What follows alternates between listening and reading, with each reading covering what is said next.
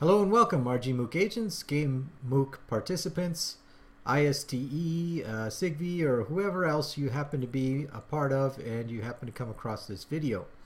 My name is Stephen Getter and I'm the Game Mole, and I'm about to jump into a Minecraft game to show you one day in the life of the Game Mole as I'm currently doing work in my own survival mode land. This particular place is one that I've shown videos of before. I have a very long minecart rail system in it, which I've dismantled partly at the end here because I've reconnected it to an area that I am developing. It's under construction, and I wanted to show you just exactly what I'm doing and how I'm doing it, because if you saw my previous video, you know that whatever I build in my own personal world here, it's done basically because it's hard. I don't like to do things that are easy. Otherwise, if it was easy, I could just do it in creative mode, and maybe people would be impressed with it there, but I think it's more impressive when you have to go and find the resources, you have to develop them, you have to put them together, and then you create something. Like, for instance, this tunnel here, which I had to carve out of rock with several picks and a couple weeks of time, etc. So anyway, I built this ramp and this rail system to get me to this area here, and this is the giant globe that I'm building. You can see the circle there. That's going to be on the north side. This is the east side. That over there is just a rib right now. It doesn't have a circle going around it yet, and that's the south side, and then that's the rib for the west side.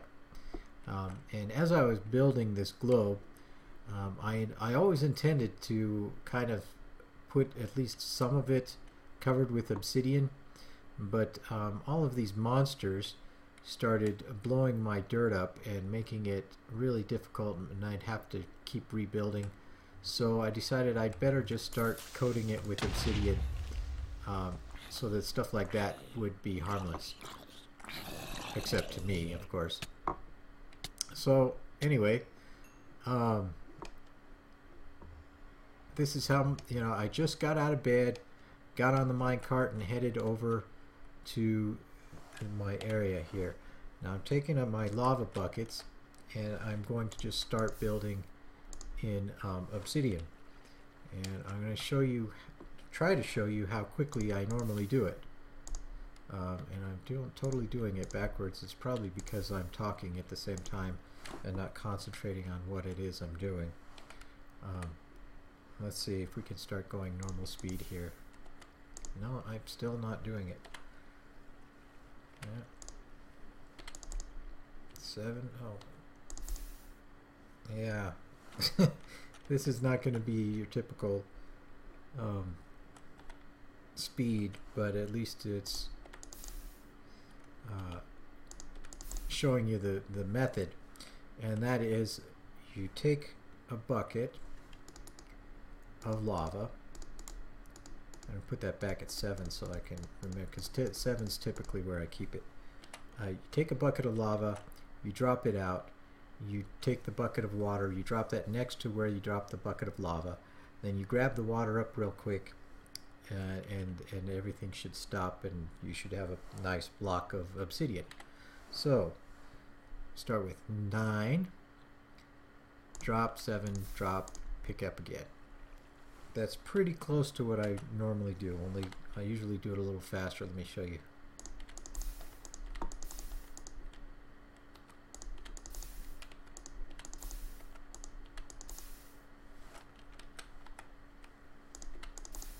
There we go. And since I'm building such a large object, I kind of needed to figure a way to make this technique a little quicker.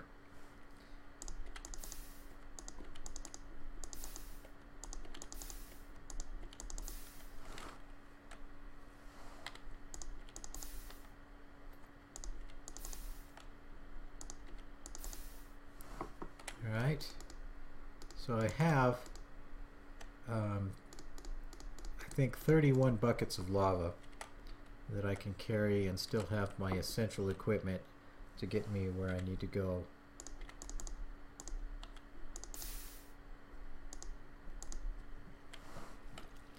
And I am just doing this all backwards.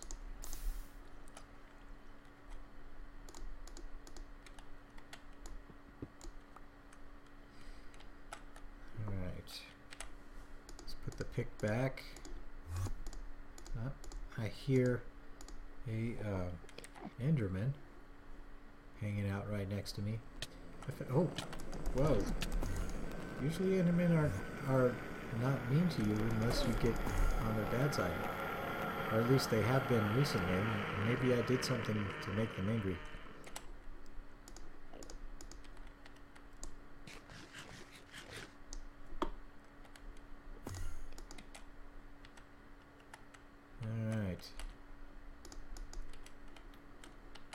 Well, this day I may not be able to squeeze in quite as much work as I normally do.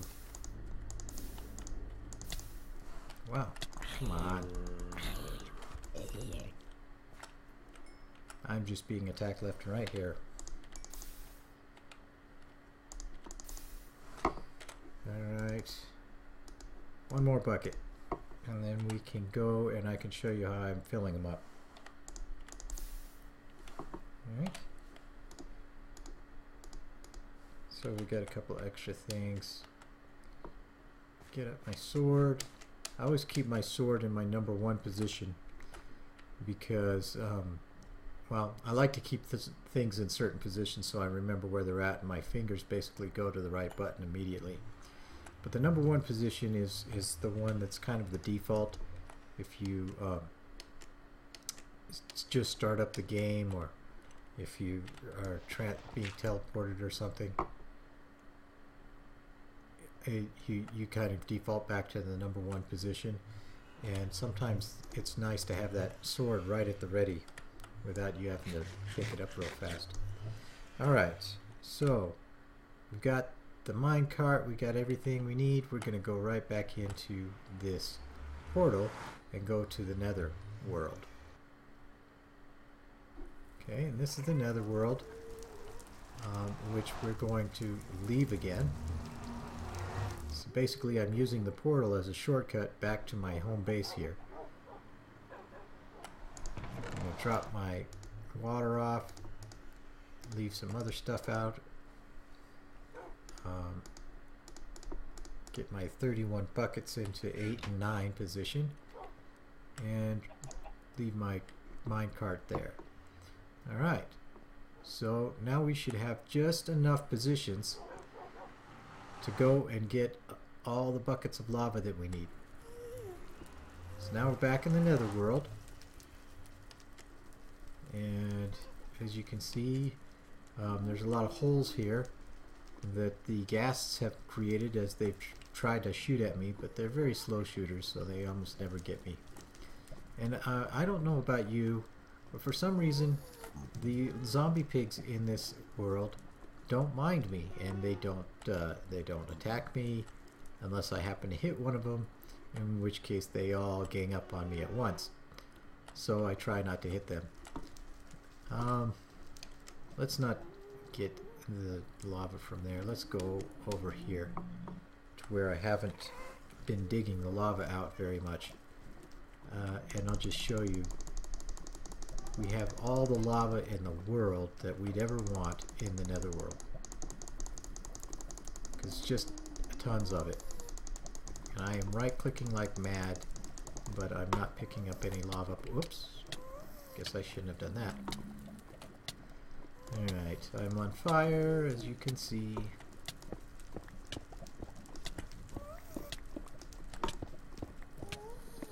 Hopefully I won't be on fire too much longer, because I don't have a whole lot of health left. Alright, I'm going to take some of this netherrack that I've just dug up and start placing it. And the reason I'm doing that is so I can get farther out into the the lava here so I can start grabbing some, because I don't seem to have enough in this position where I'm at to actually get to fill my little buckets that I need. But I have to use them all up. And let me get some food here so that I can start healing. I have to use up all the netherrack that I dig because I need all the spaces for my buckets when I go to fill them up. So if you don't have enough space when you go to fill up your buckets, then what happens is you start throwing buckets as you fill them up, and of course they end up right into the lava and they burn up immediately and you lose a bucket. So I don't like doing that. So I try to make sure I have exactly enough spaces. You can see I have one space left over, and that's where I'm going to put my bucket of water once I get back home and pick it up. So I've got my buckets of lava, and ordinarily I have enough time in one day to do this twice. So basically I get up out of bed, go dump out my buckets of lava, bring my minecart back, come over here, fill up my buckets with lava, and then start again. But as you can see, I was much too slow. It's already turning night again, and so we're just going to have to stop. And I have a bed up here which I will stop at and pass the night away, and then that will be a whole day, which is basically what I was hoping to show you, is one day in my work cycle towards building the giant globe of obsidian. I'm probably not going to build the entire thing out of obsidian because it'd probably take me about a year to complete at the rate I'm going. But obviously the bottom's going to be in obsidian, maybe the top's going to be in glass, and I'm not sure, maybe I'll make the rest out of something else. Alright, thank you for joining me.